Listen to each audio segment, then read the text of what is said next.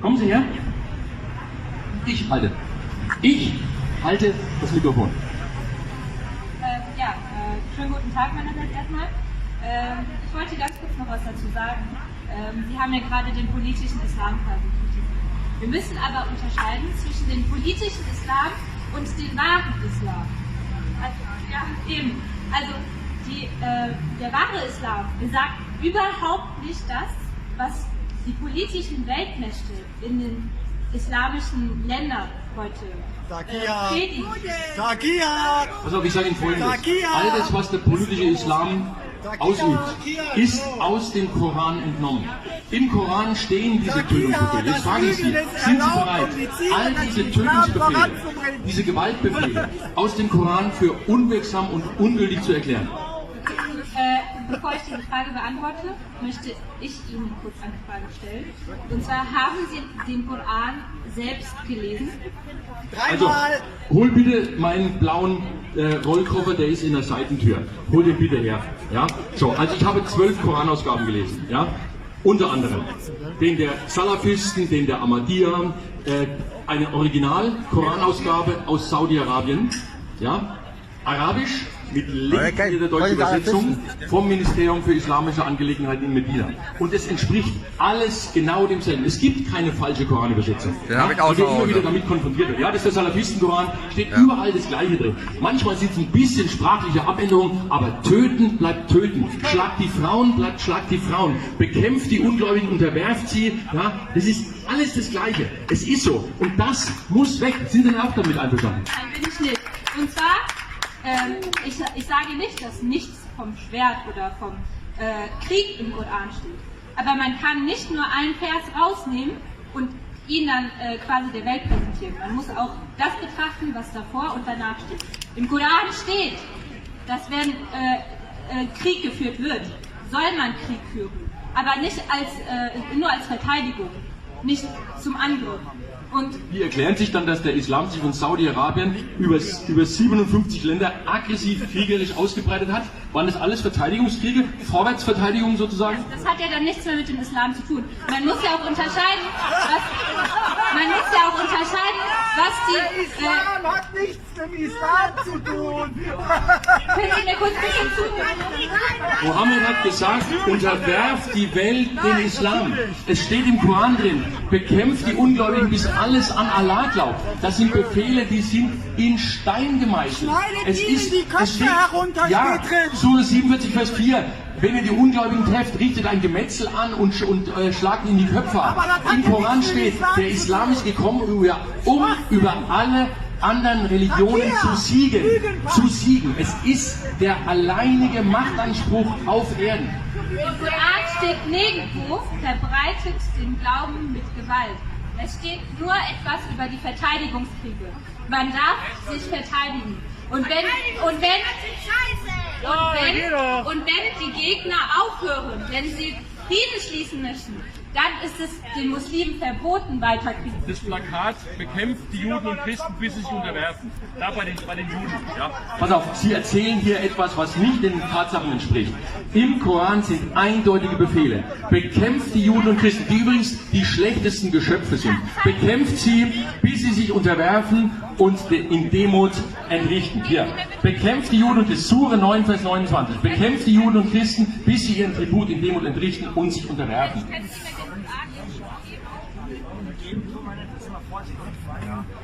Ich werde Ihnen den jetzt nicht wegnehmen. Ja, das sind 20 Kinder. Ja? Wir haben schon zu viel erlebt. Aber das ist eigene Rechte über Bord. Ja? Hol diese sind.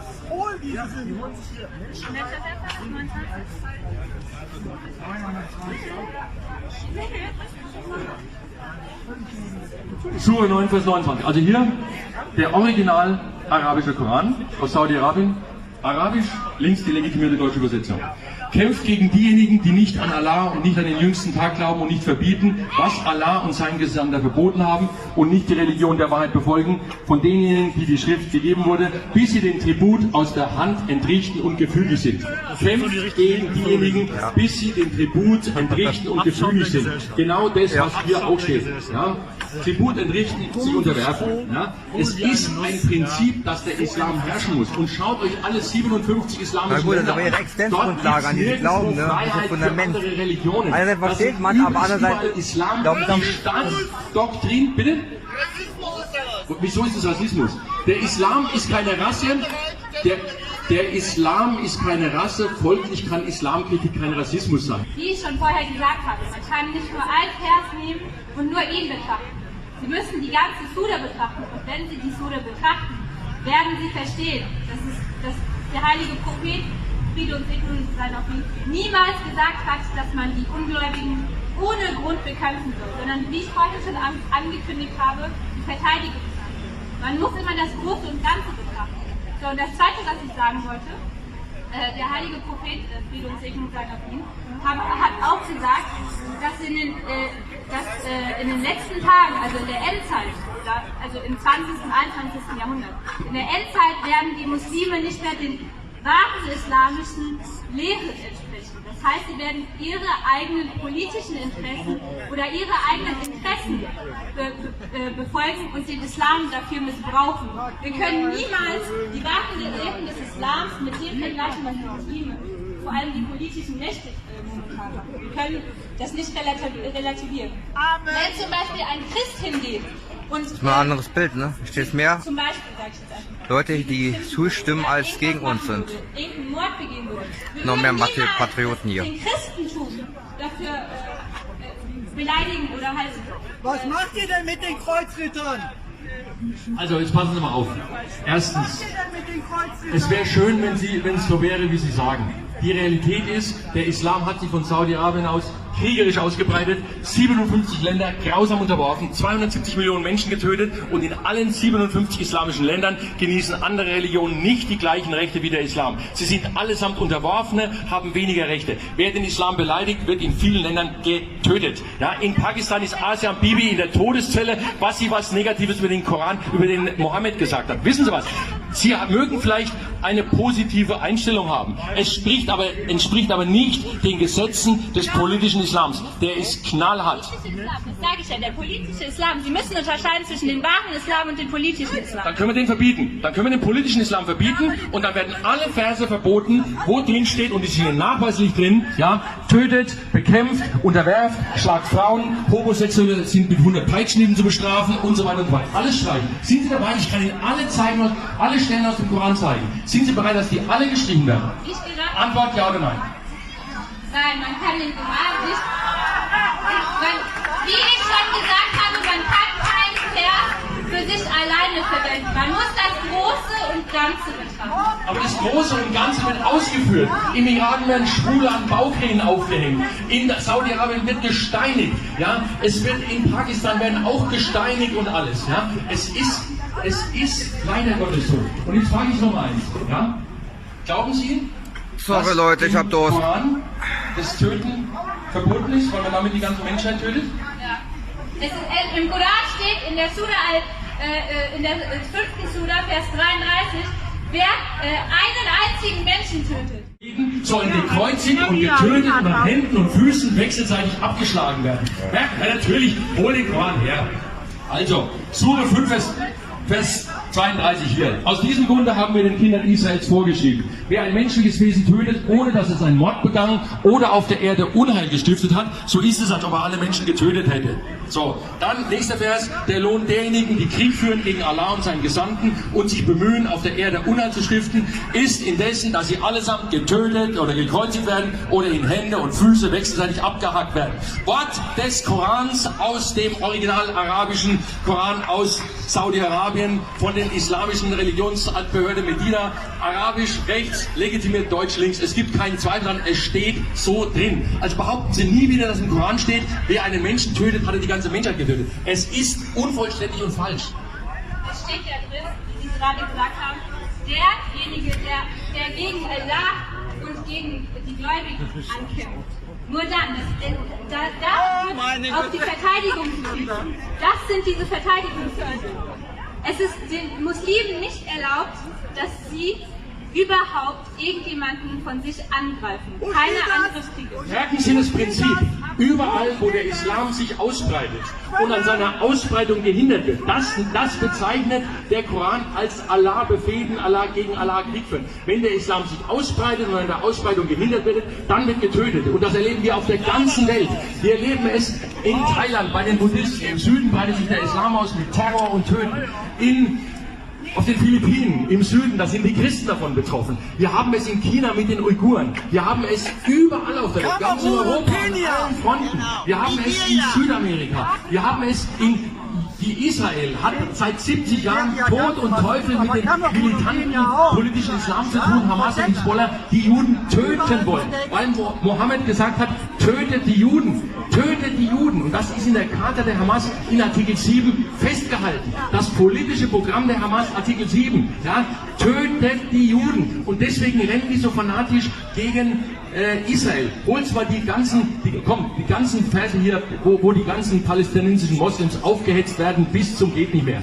Leute, wir müssen das zeigen, mit welchem ideologischen Gift die palästinensischen Moslems aufgeheizt werden, dass sie dann einfach wie wahnsinnig Raketen auf Israel schießen, Tunnels buddeln, ja, dann ihre Ballons mit Bomben da rüberfliegen lassen, Heliumballons und alles Mögliche. Das ist ein irrsinniger Hass. So,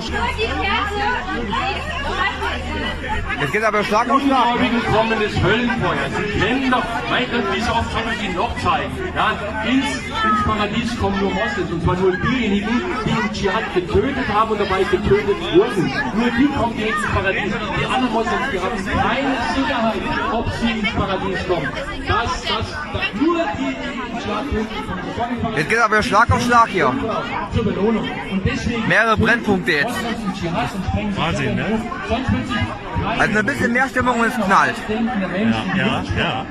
Die Spannung ist da. Ne? Zum anderen, der heilige Prophet, Friede und Segnung sei auf ihn, hat gesagt, das Paradies liegt unter den Füßen der Mutter. Was ist noch ehrenwerter, als das einer Frau zu geben, diesen hohen Rang einer Frau zu geben? Wo werden die Frauen unterdrückt? Er hat gesagt, das Paradies liegt unter den Füßen der Mutter. Er hat gesagt, wer eine Tochter oder zwei Töchter gut aufzieht, die ihnen eine gute Erziehung gibt, der wird ins Paradies eingehen. Wo wird die Frau unterdrückt? In Sure 4, Vers 34 schlagt die Frauen, wenn ihr ihre Widerspenstigkeit befürchtet. In Sure 2, Vers 223 steht, dass die Frau jederzeit dem Mann sexuell zu Willen sein muss. Die Frauen sind euer Saatfeld, bestellt euer Saatfeld wann und wie immer ihr wollt. Die Frauen erben nur die Hälfte im Islam. Die Frauen haben nur halbe Zeugenaussagekraft vor Gericht. Erzählen Sie mir doch nicht, dass die Frau gleichgestellt ist. Im Koran steht, die Frauen sind den Männern untergeordnet. Die Männer stehen ihnen. Und jetzt schauen Sie her, was Ihr Prophet gesagt hat. Die Zeit wird nicht anbrechen, bevor die Moslems die Juden nicht bekämpfen und sie töten. Die Juden töten. Schauen Sie sich das mal an. Das ist Hadith. Steht in der Charta der Hamas in Artikel 7. Damit töten sie jeden Tag Juden. Bitte erst aussprechen. Wir gehen auf das ein, was hier los ist. Sie versuchen immer, irgendwelche Sachen zu verharmlosen. Ja? Sie haben vorhin gesagt, es steht drin, man darf nicht töten. Ich habe es Ihnen widerlegt. Es stimmt nicht. Es gibt... So, Sie haben mir 10.000 Mal einen Vers gezeigt. Ich habe Ihnen 10.000... Hunderte zeigen wir hier, Hunderte. Ja, Hunderte, meinetwegen Hunderte. Ich habe Ihnen immer wieder gesagt, Sie müssen es relativieren. Sie müssen das Ganze betrachten. Sie können nicht immer nur einen Vers rausholen und sagen, das hat der Prophet gesagt. Man muss es im Kontext betrachten. Jetzt gute Frau. Im Koran kommt das Wort töten 180 Mal vor. 27 Mal in der Befehlsform. Schaut euch den Islamischen Staat an. Die führen den Koran exakt aus. Der Anführer des Islamischen Staates ist ein studierter Islamwissenschaftler, Al-Baghdadi. Hier steht, Allah liebt diejenigen, die für seine Sache kämpfen, in eine Schlachtordnung gereiht, als wären sie ein festgefügtes Mauerwerk. Schlachtordnung, kämpfen, töten. Ja, Sure 61, Vers 4, schaut es euch an. Nächste. Der Koran-Terrorist. Hier. Was ist in Neuseeland passiert? In Neuseeland hat ein Australier Rache ausgeübt für Dutzende islamische Terroranschläge. Er hat auf seine Waffe die ganzen Tatorte aufgeschrieben. Stockholm, Madrid, London, New York, Mumbai. All die Orte, wo islamische Terroristen tausende Menschen getötet haben. Es war Rache. Es war barbarisch, ohne Zweifel. Seid doch mal nicht so aggressiv. Geht doch mal für runter vom Gas. Während das Gebet. Ja, auch in Sri Lanka. In Sri Lanka haben sich Moslems in Kirchen in die Luft gesprengt. Was ist damit? In Sri Lanka haben sich Moslems in der Kirche in die Luft gesprengt. Und unter Buddhisten. Und in Paris ist ein Moslem mit einem LKW über Menschen drüber gefahren. den wir haben bald in aufgebaut. USA haben sie 3000 Amerikaner pulverisiert. 19 Moslems in 4 Flugzeugen. Was ist damit? Der Erste Weltkrieg und der Zweite Weltkrieg. Alle wegen Hitler passiert. Wer Muslime oder was? Und bei Hitler war der Islam als Bündnispartner mit dabei. Bei Hitler war der Islam als Bündnispartner mit dabei. SS-Division Handschar. Hitler mit dem Islam natürlich. SS-Division Handschar. 25.000 freiwillige Moslems in der SS-Division Handschar und in einem halben Dutzend weiterer SS-Divisionen von Moslems. Moslems zusammen Der wurde mit ganz schön bedrängt. Hitler und den Nationalsozialisten. Ihr seht es. Ich kann mich selber kaum bewegen. Die Deutschen. Jetzt seid mal nicht so aggressiv und geht doch mal einen Meter zurück. Erster Weltkrieg war ein Krieg zwischen europäischen Völkern. Zweiter Weltkrieg war der Schuld der Nazis. War die Schuld der Nazis. Ja, die Nazis. Die Deutschen wollten keinen Krieg. Die Deutschen wollten Ja, keinen gib mir Krieg. den her. Die hatten genug vom Krieg. Aber die Nazis haben das Volk in den Krieg reingetrieben. Aber der Islam war aktiv mit dabei. Der Islam war aktiv beim Krieg an der Seite der Nationalsozialisten. Ich war auch dabei. Und alle Hier, schau an. Hier ist der ranghöchste Moslem. Hier, Hitlergruß. Islamische SS-Division. So, ich habe Ihnen jetzt auch mehrmals gesagt, dass der heilige Prophet, Friede und Segen sei auf ihn, gesagt hat, dass die wahren Lehren des Islam verloren gehen. Und wenn das passiert ist, ganz ehrlich, ich weiß nicht, ob es passiert ist oder nicht. Ich möchte nicht sagen, es ist nicht passiert oder sowas. Ja, ich weiß es nicht, ganz ehrlich. Wenn es passiert ist, dass der heilige Prophet hat gesagt, die wahren Lehren des Islam werden verloren gehen und die Leute werden ihre eigenen Interessen nachgehen, ihre Politiker. Mohammed hat doch selber Kriege geführt. Er hat 57 Kriege geführt, um Saudi-Arabien zu erobern. Er hat Juden und Christen getötet und unterworfen. Leute, ihr müsst endlich mal die Augen aufsperren. Schaut euch das an. Wir haben hunderte Terroristen, muslimische Terroristen auf der ganzen Welt, die in einer Hand den Koran halten und in der anderen Hand eine Waffe. Ja? Und sie richten sich nach diesen Tötungsbefehlen. Sure 2, Vers 191. Tötet die Ungläubigen, wo immer ihr sie findet. Ja, so steht es im Koran. Und der gefährlichste Vers des Korans, Sure 8, Vers 17. Nicht ihr habt sie getötet, sondern Allah hat sie getötet. Da wird Moslems beim Töten auch noch das schlechte Gewissen genommen. Allah tötet durch die Hände der Moslems, wenn sie töten. Und Sure 47, Vers 4. Wenn ihr euch wundert, dass im islamischen Staat reihenweise Menschen geköpft werden und wenn ihr die Ungläubigen trefft, dann herunter mit dem Haupt, bis ihr ein Gemetzel angerichtet habt. Wo ist denn da noch was Friedliches? Das Kopfabschlagen ist befohlen im Koran und sie führen es aus. Ja, merken Sie was? Ja, also ich habe das jetzt auch schon mehrmals gesagt, ich sage das jetzt noch ein letztes Mal, ich werde jetzt nicht mehr darauf eingehen. Man muss das Große und Ganze betrachten. Was ich noch sagen wollte, ich habe Ihnen ja gerade eine Einladung gegeben. Wenn Sie nicht können, kann dann irgendjemand anderes, also als stellvertretender kommen. Also ich kann Ihnen halt irgendwie die Einladung, wenn Sie eine E-Mail-Adresse oder sowas haben, dann kann ich Ihnen die Einladung zuschicken. Und ich würde mich sehr freuen, wenn sich irgendjemand von Ihnen melden. Wer organisiert es? Das ist unsere Gemeinde, also ich bin von der Ahmadiyya Muslimgemeinde. Ahmadiyya. Ja, ich würde Sie ganz herzlich einladen, dass Sie oder irgendjemand stellvertretend für die AfD. Wollen wir mal eben über die Ahmadiyya sprechen? Holt mir mal bitte. Ja, so. Also, die Ahmadiyya sagen ja nicht eins nach dem anderen. Eins nach dem anderen. Wir müssen anfangen mit dem Gründer. So, hier. So, also Ahmadiyya sagen ja immer, Liebe für alle, Hass für keinen. Ja, sie sagen explizit, sie wollen keine Gewalt anwenden. So, jetzt müssen wir anschauen, was der Gründer der Ahmadiyya, der Mirza Ghulam Ahmad, gesagt hat. Ich bin gesandt worden, um das Kreuz zu brechen, das Schwein zu vernichten. Symbole des Christentums. Es wird nur eine Religion in der Welt geben und nur einen Führer. Die Tage werden kommen gleich. In der Tat sind sie nahe, wenn der Islam die einzige Religion sein wird. Allah wird außerordentliche Segnungen auf diese Religion und diese Bewegung ausschütten. Er wird jeden zerschlagen, der uns zu zerstören sucht. So, also, Sie erwarten ja bestimmt alle, also die Christen, die Hinduisten etc., sie erwarten ja alle den Messias. Sie erwarten ja, dass Jesus wiederkommen wird.